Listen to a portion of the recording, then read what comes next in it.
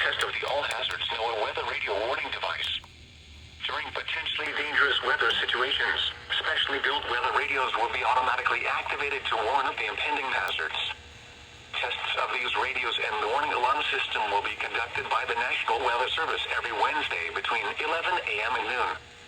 If there is a threat of severe weather, the test will be postponed to the next available good weather day. Reception of this broadcast and the warning alarm system will vary at any given location.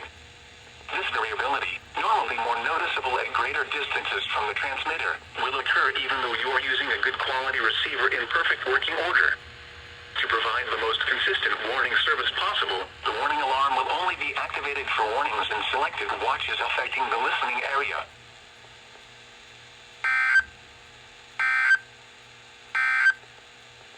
Now for the official national